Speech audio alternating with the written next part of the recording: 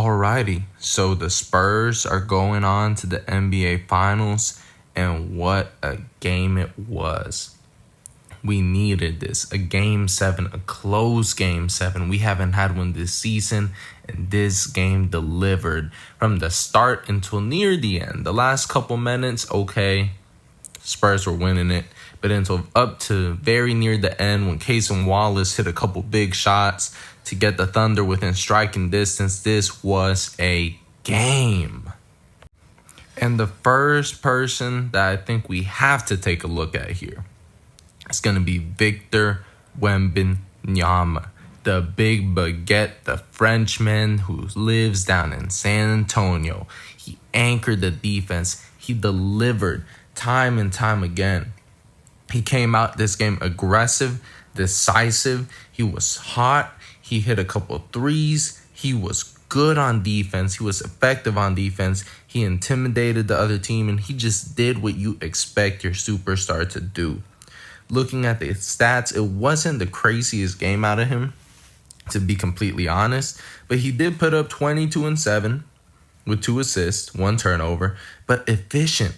7 for 15 from the field, 3 of 5 from 3. He had a good game. In 42 minutes, he almost fouled out. Got people a little nervous there. But then Luke Kornet came in, made a big play, and we'll talk about that in a little bit. But right now, let's focus on Wemby. He was that guy.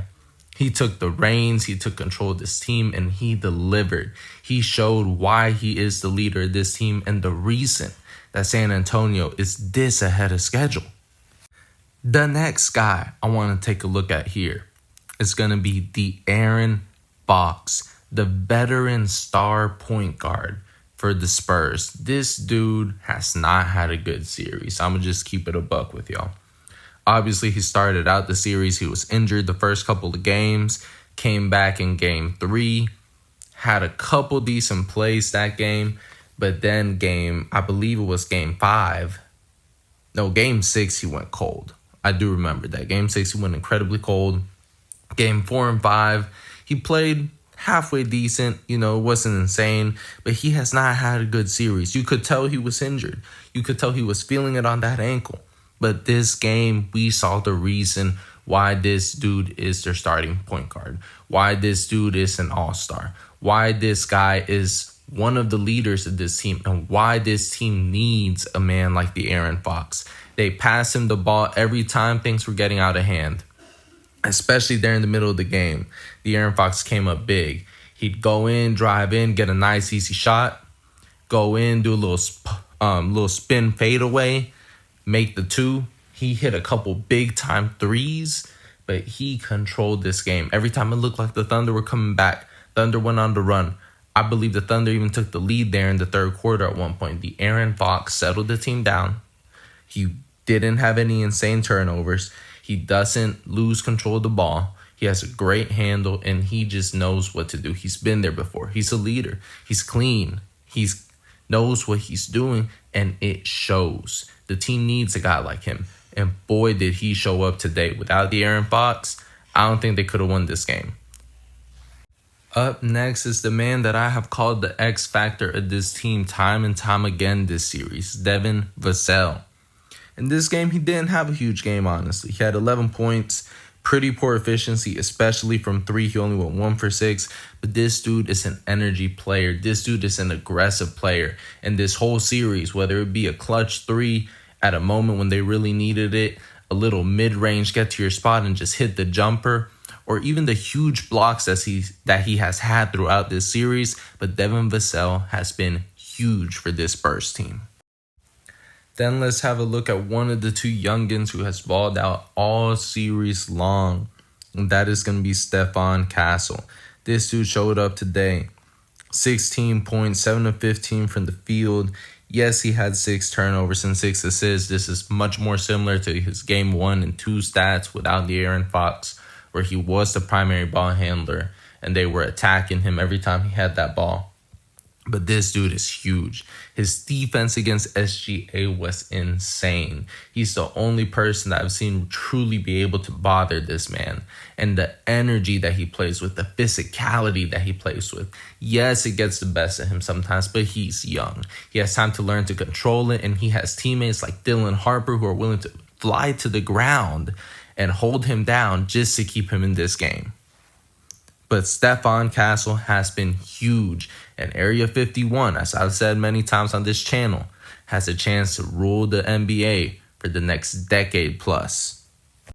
Now let's have a look at what I would say was the most underrated piece of this Game 7, Julian Champagnie, who decided he was going to turn into a prime Klay Thompson and just knock down every single three-point shot he got. Going 6 for 10 from 3, 6 for 11 from the field. So he didn't make a shot that wasn't a three-pointer. Putting up 20 points in 38 minutes and just balling out throughout this game. Keeping the Spurs in it the entire night. Anytime they needed a three, this dude was not scared of the moment. He just let it fly. And more often than not, he was finding the bottom of that net. Then we got the Spurs bench, and their bench has a lot of depth, a lot of players that played key roles. You know, Harrison Barnes and Carter Bryant came in here and there, showed out. You know, they had their moments. Carter Bryant with a huge dunk in the last game. Harrison Barnes had a few big threes here and there. Luke Cornett this game, absolute dog. That block is the reason this team won the game, and Luke Cornett should never have to pay for another thing in San Antonio for the rest of his life. As I will say, I feel that Luke Cornett single-handedly sent them to the finals with that play, because that rejuvenated the Spurs, brought them back to life. Wemby had just been sent to the bench for his 5th foul. Luke Cornett comes in. Hardenstein has the ball on the fast break. One man to beats that man, and Cornett just says, "Not today, not in my house." I have never seen Luke Cornett run that fast or jump that high for a chase down block. And it was electric. I tell you, electric. It was insane. And then you have Dylan Harper, the young rookie who showed up all series long. In this game, he goes for 12 points, 2 for 3 from 3, 5 for 8 from the field, 7 rebounds, 3 assists, and only 2 turnovers. And he has just been like a veteran. There's no other way to put it. In moments, high stakes, he hits the shot. He hit a huge 3-point shot this game. He hit a couple middies that were incredible. There was one mid-range shot where we really needed him to hit it, and he knocked it down. He knocked it down. The Spurs needed that shot. And overall, he does not look like a rookie. This dude looks like he's been here before, done it before, and he is ready for that moment. Then the last man on the bench, Keldon Johnson. You know, he has not had a good series. It's been rough, honestly, all series long. But in this game, when they needed him, he stepped up. He hit those cannonball threes. He hit a few tough shots from the field. And he gave him 11 points in 16 minutes. No turnovers, 50% from the field, 2 of 5 from 3. Got a couple rebounds, and what else can you ask for? Now we move on to the Thunder, and the first person you have to look at is Chet Holmgren. I mean, 4 points is inexcusable. 2 of those came from the line. From the line. 1 of 2 from the field, 4 rebounds, 2 turnovers. He had so many open shots, so many opportunities. Not only is he scared of Wemby inside the paint, he does not want to go at this dude. He has the announcers telling him, go at him, and he can't do it. But he's scared to take the 3-point shots. Hopefully, this wasn't a Ben Simmons style game. Hopefully, this isn't the game that changes his career path and just shatters his confidence for years to come. Hopefully, Chet can figure it out next season. I don't love the way the Thunder play ball. I don't love Chet Holmgren necessarily. He's not one of my guys. But this dude needs to figure it out sooner rather than later, because today was abysmal. This whole series was horrendous. And Shea needed help. he had another All-NBA player on his team. And in Game 7, that dude put up 4 points. At 7 feet tall, that dude only put up 4 rebounds. That was ridiculous. Then we look at SGA real quick. And I'll be the first one to say, I don't love SGA. I don't love the way the man plays. I think he is too good to play the way he plays.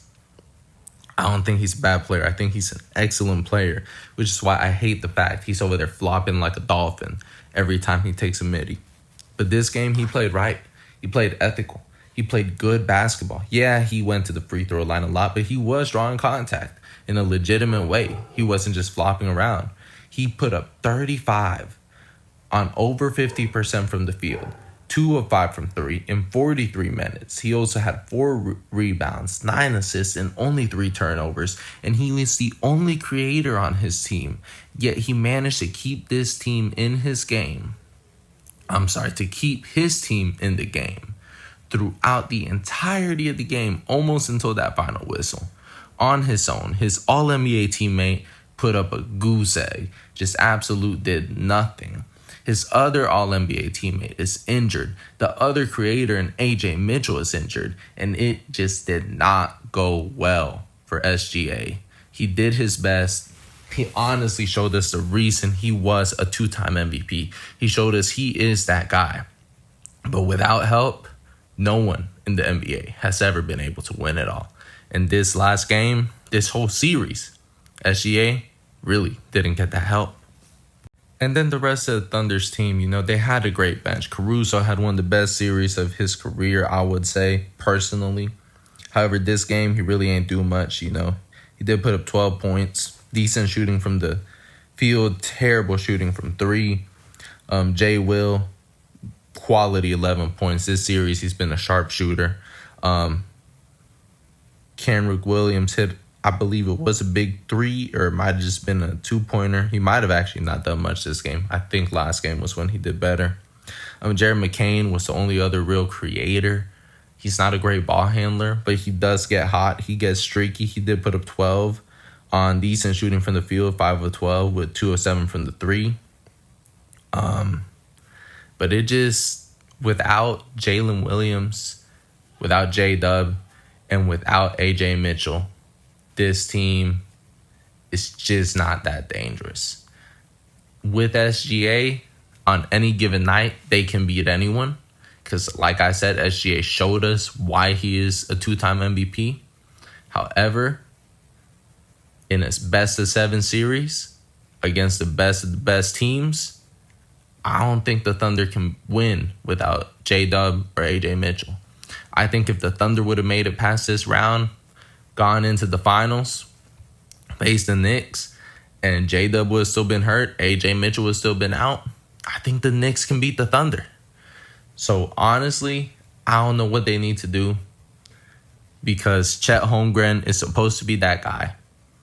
The big cheddar is supposed to be that dude, especially with J-Dub out, but he just wasn't. So in the end, after everything, it's the Spurs who move on. This series went the distance. This series won 7 games. The players were banged up. The players were gassed. And I think that could play effect into the next series. Going into the finals, the Knicks are incredibly healthy. They've had a week off. They swept the Cavs. Every series has been fairly short. They swept the second round. The first round didn't go 7. The Knicks are healthy. Other than Mitchell Robinson with his pinky issue, I think the Knicks might have the edge here over San Antonio. I really want Wemby to win it. I really do. As a Mavericks fan, I also love Jalen Brunson. He was our guy here in Dallas for a while. He went to the Knicks. I don't love how the team and Jalen Brunson, separated, but I do always have a love for Jalen Brunson. I remember him in the Utah series in the playoffs against Rudy Gobert and Donovan Mitchell when Luka was hurt, and I was there in the American Airlines Center, and they put up on the big screens the Brunson burner because that man was going off carrying our team. But I'm not sure who wins this next series in the finals. I think it will be an incredible series, and I will put out my official prediction when we get a little closer to it. But for now, the Spurs won, baby. Viva los Spurs. And they're moving on. They punched their ticket. And they'll be facing Jalen Brunson and the New York Knicks.